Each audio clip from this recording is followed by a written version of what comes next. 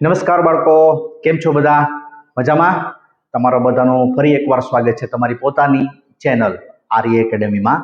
આજે આપણે શતમાન ચેપ્ટરનો અભ્યાસ નંબર 12.5 જોવાના છીએ. તો એમાં આપણે પેલા ઉદાહરણથી શરૂઆત કરીએ છીએ. ચાલો જોઈએ.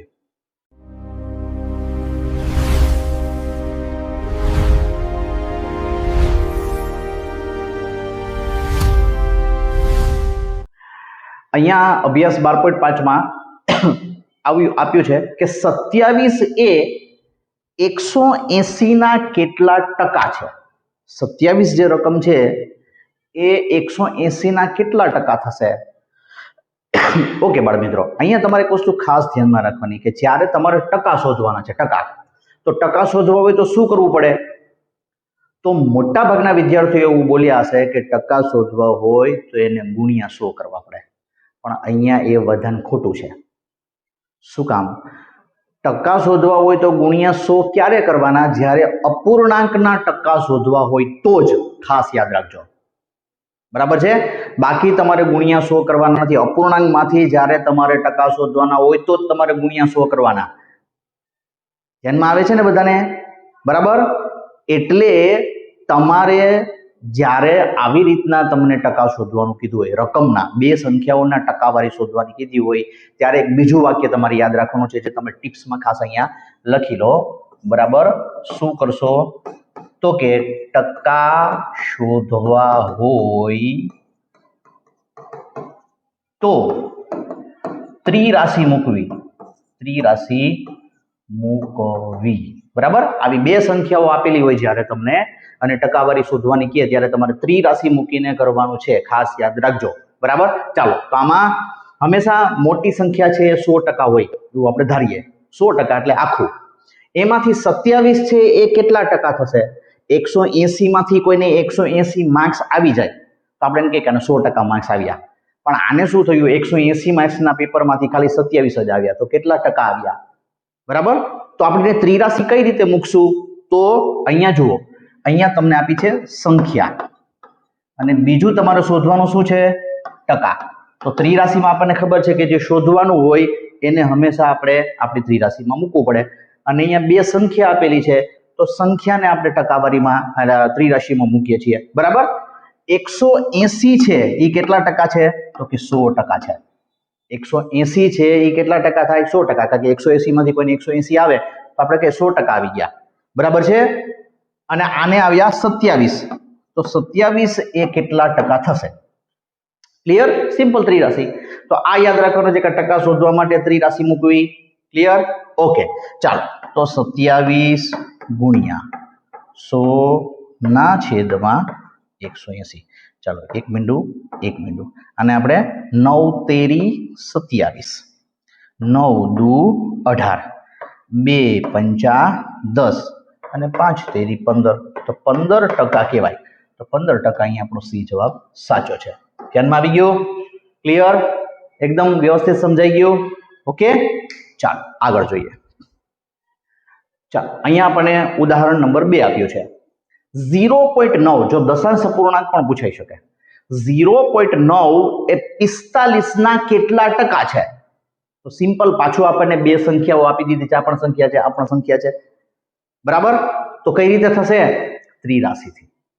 બરાબર. ત્રિરાશિ કઈ રીતે મૂકશું? તો કે અહીંયા પણ સંખ્યા જ આપી છે, સંખ્યા અને બીજું ટકા. કોને 100% ધારશું આપણે? અહીંયા 100% કોને ધારવાના? મોટે ભાગે 99% મોટી સંખ્યા હશે. 99%. 1%માં ક્યાં નહીં હોય હું તમને નેક્સ્ટ લેક્ચરમાં આવશે એમાં સમજાવીશ. બરાબર. પણ 99%માં તમારે મોટી સંખ્યા હશે, તમારે 100% ધારવા પડશે. બરાબર છે. તો અહીંયા મોટી સંખ્યા શું છે? 45. તો 45 છે એ 100% છે. તો 0.9 છે એ કેટલા ટકા થશે? ઓકે. ચાલો, તો આપણે એની ત્રિરાશિ મૂકીએ. ત્રિરાશિમાં શું કરીએ છીએ? ક્રોસ ગુણાકાર કરવાનો. બરાબર. અને આ સંખ્યા આપણે છેદમાં મૂકી દેવાની. તો 100 ગુણ્યા 0.9 ના છેદમાં 45. ઓકે. ચાલો, તો હવે આપણે શું કરવાનું છે? આ 0.9 નો મારે પોઈન્ટ કાઢવો હોય તો મારે શું કરવાનું? મારે છેદમાં 10 મૂકવાના. પોઈન્ટ પછી એક આંકડો છે તો આને હું કઈ રીતે લખી શકું? તો હું અહીંયા તમને બીજું કેલ્ક્યુલેશન 100 ગુણ્યા 9 બરાબર. આમે શું કર્યું? પોઈન્ટ દૂર કર્યો છે તો આનો પોઈન્ટ દૂર કરવો હોય તો 9/10 લખવા પડે. 10 શું કામ? કારણ કે પોઈન્ટ પછી એક આંકડો છે તો મારે નીચે એક મીંડું લેવું પડે એકડા સાથે, તો એનો પોઈન્ટ દૂર થઈ જાય. અને અહીંયા છેદમાં 45 તો છે જ, મૂકી દઈએ. ક્લિયર? હવે આના આપણે છેદ ઉડી શકશે મિત્રો. ચાલો 1 0 1 0 2 5 5 થી ઉડાડું છું અને 9 5 45. આ 9 9 જતા રહ્યા તો આપણો જવાબ શું આવ્યો? 2%. ટકા શોધવાના છે એટલે ટકા લખતા ભૂલાય નહીં. 2%. તો આપણો જવાબ શું સાચો છે? બી બોમ્બે. સોરી, સમજાઈ ગયું? બરાબર, 2% આનો જવાબ આવે. તો આ દશાંશ અપૂર્ણાંકમાં ચાલ 2/5 એ 16 ના કેટલા ટકા થશે? 2/5 રકમ છે, એક સંખ્યા 2/5. 2/5 છે એને આપણે દશાંશ અપૂર્ણાંકમાં કઈ રીતે લખી શકીએ? ચાલો, તમે ભણી ગયા છો તો તમને ખબર છે. 2/5. ઓકે, તમારો જવાબ આવી ગયો હશે. એને 0.4 લખાય, પણ આપણે 0.4 એવું કઈ લખવું નથી. આપણે 2/5 એમનેમ જ રાખીએ તો પણ હું તમને સમજાવી શકીશ. બરાબર? ઓકે, ટકા શોધવો હોય તો શું કરવાનું? ત્રિરાશિ મૂકવાની. Very good. બરાબર, ચાલો ત્રિરાશિ મૂકીએ. બરાબર, સંખ્યા અને ટકા. હવે ઘણીવાર મિત્રો તમને અહીંયા રૂપિયા પણ કહે કે 40 રૂપિયા છે એ 600 ના કેટલા ટકા થાય? બરાબર, 300 ગ્રામ છે એ 5 કિલોના કેટલા થાય? બરાબર, 5 કિલોગ્રામના. તો એવું કાંઈ પણ આપે. અહીંયા મોટે ભાગે મેં સંખ્યાઓ લીધી છે, તો યુનિટ કોઈ પણ આપે, એકમ તમને કોઈ પણ આપે, પણ ત્રિરાશિથી તમારો દાખલો થઈ જશે. બરાબર, મોટી સંખ્યા કઈ છે? 16.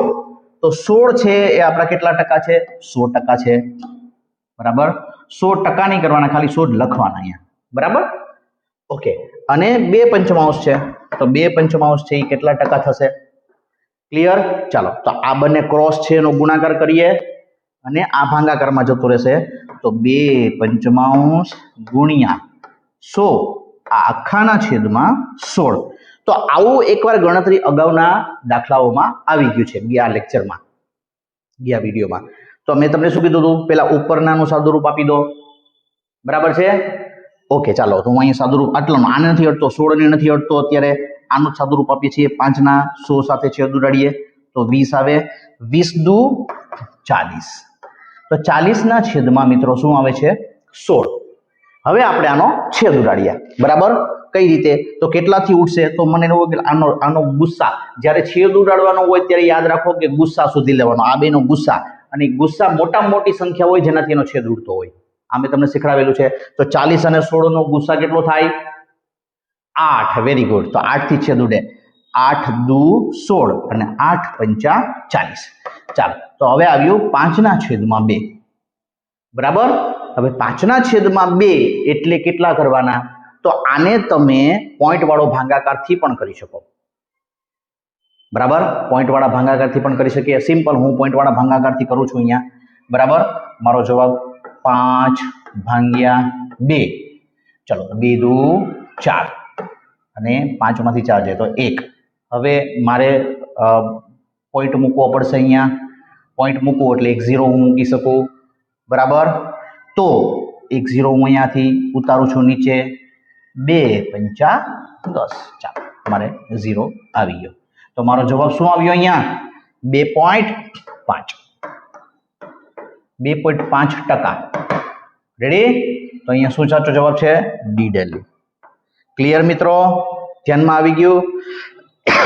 તો આ રીતે તમે કોઈ પણ બે સંખ્યાઓમાંથી ટકાવારી શોધવી હોય તો તમે આરામથી અને આસાનીથી શોધી શકશો. કોની મદદથી?